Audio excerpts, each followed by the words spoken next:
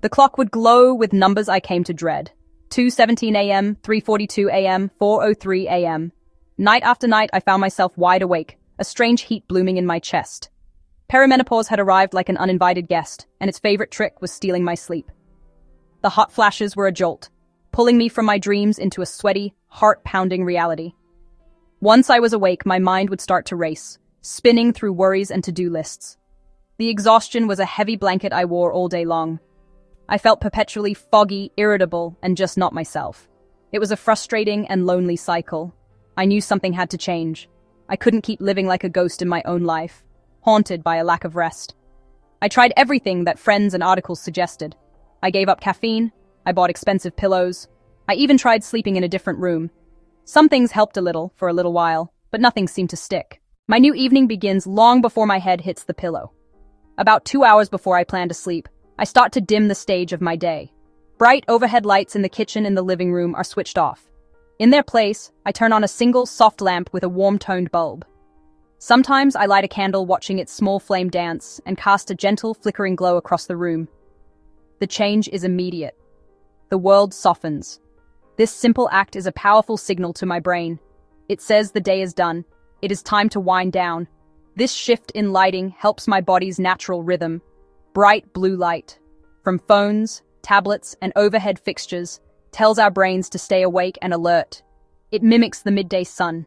By switching to warm, dim light, I am essentially creating an artificial sunset inside my home. It helps my body begin its production of melatonin, the hormone that governs sleep. With the house bathed in soft light, I move on to my next ritual, a warm cup of herbal tea. I choose blends specifically for their calming properties. Chamomile lavender, a gentle lemon balm. The act of making the tea is a meditation in itself. I listen to the water heating up, watch the steam rise, and see the water slowly take on the color of the herbs. Holding the warm mug in my hands feels incredibly grounding. The heat seeps into my palms, a comforting weight that seems to pull the tension right out of my shoulders. I sip it slowly, not rushing. This warm drink does more than just relax me in the moment.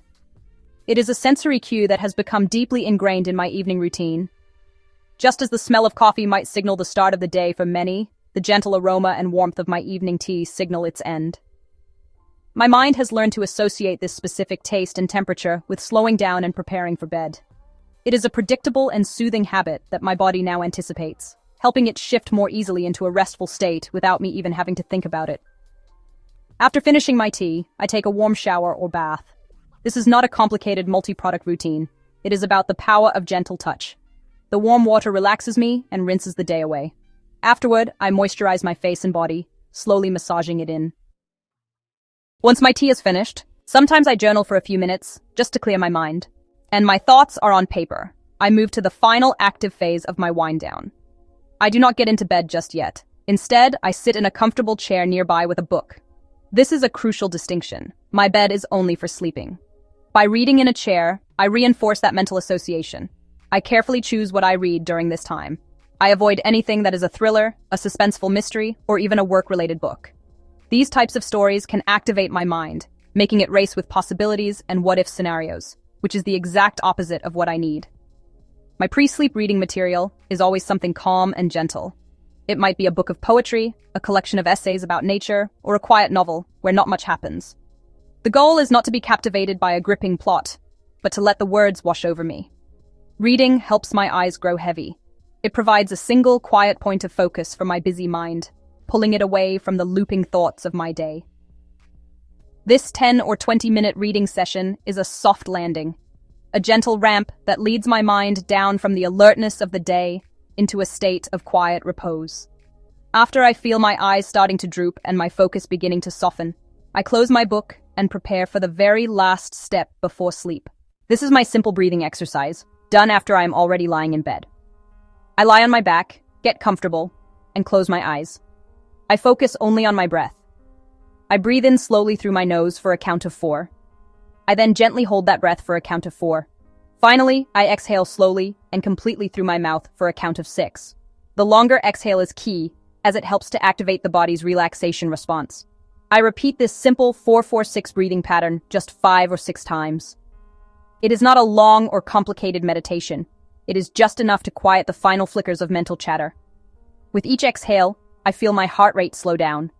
I feel the tension in my shoulders and neck release just a little bit more. My breath becomes an anchor in the quiet darkness of the room. It is the final signal to my body. It is the last conscious act I perform before I let go and allow myself to drift off into sleep. This simple practice brings my awareness away from my thoughts and into the physical sensation of my body, making it easier to surrender to rest. Creating the right physical environment is just as important as the mental preparation. I think of my bedroom as a cocoon for sleep, and I treat it as such. The temperature is a key factor. A room that is too warm is a trigger for hot flashes and restless nights.